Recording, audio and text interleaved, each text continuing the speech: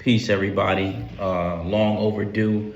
I just wanted to share some of my insight and experience on using music in my therapeutic sessions and my therapy sessions, whether it's on Zoom or in person. On Zoom, I might share my screen. In person, obviously, you can use your phone. You don't even need a speaker nowadays because these iPhones, all of these phones are just they're very loud. The speakers. So I have some notes over here. I'll be going through them. I use music in therapy, especially opening up sessions because it kind of taps into emotions. It helps you build a connection.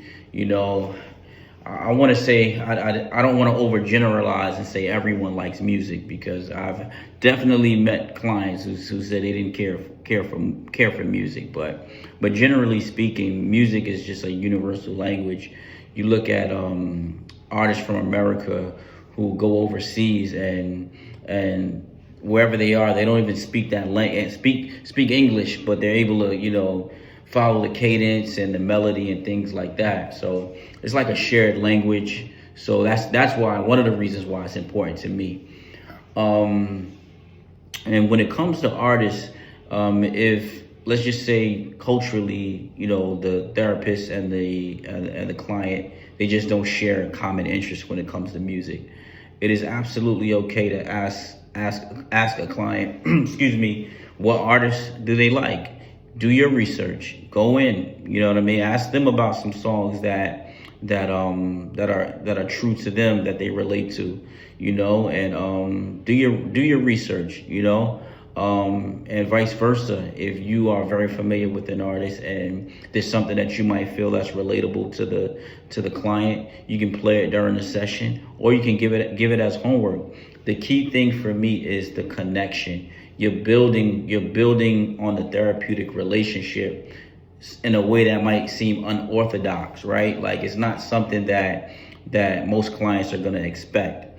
And it's kind of like can be used as icebreakers for the relationship because some people have never been in therapy, some have, and just the formality of therapy and what traditional talk therapy is. We've evolved, we know more, and now we can stay true to ourselves.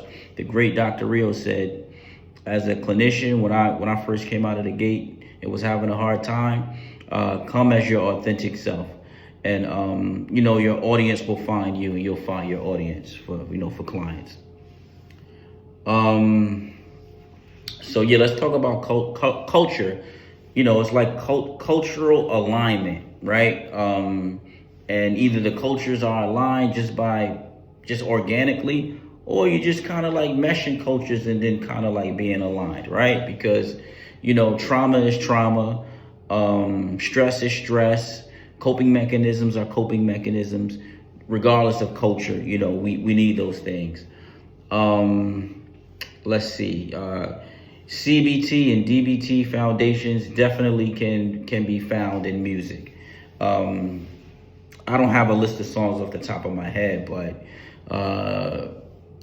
let's see one. Khalees. If you look one of Khalees's songs up, and she's like, "I hate you so much right now," and it's like she's losing, like she's losing it, right? Think about anger management. You think about emotional regulation. I love music, so we can really get busy with this stuff. I got a song for everything. And the thing about lyrics is sometimes when we don't have the words to describe how we feel, lyrics can do the work for us, and it feels lighter. Like we connect with it, but it feels much lighter. So it's easy to analyze that message if we don't have the language to say things that might be a little heavy on us, and it can kind of like open up other doors. Homework. I think it's one of the best ways to have fun with the homework, because if a client is if they drive or if they're catching public transportation and using headphones, it's something that keeps that connection even when you aren't in session, and it gives you good substance to lean on that's out of the ordinary. Obviously, maybe it won't work for every client, but For the clients who maybe it's out of the norm for them, you're introducing them to something, but it's still a good practice to have I use it for kids, adolescents, and adults, and I haven't had a problem with it yet. So, welcome to my world. Let's see, what else? What else we have? Identity, right? Like music is such a big part of most of our identities, right? Like just through relatability, culture, the way we connect with artists, and so forth and so on. My favorite though is the emotional regulation piece, in terms of maybe not emotional regulation. It does count, but just setting the emotional tone before sessions. I love opening up with playing certain music as a person comes into the office and they might be trying to transition from whatever they were doing to come in here. Let's not jump right in, right? Like, I love Alex Isley. I play a lot of her music, Google, YouTube, and open up and just set the tone. And I had one client in the office, in Dr. Rios' office. He fell asleep.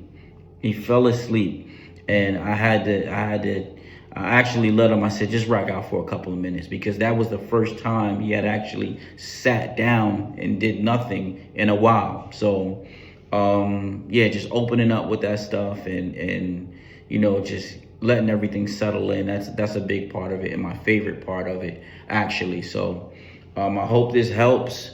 If you have any questions, any pointers, any music, that you need, but I'm sure everyone has their own taste, and can cater it to what they love.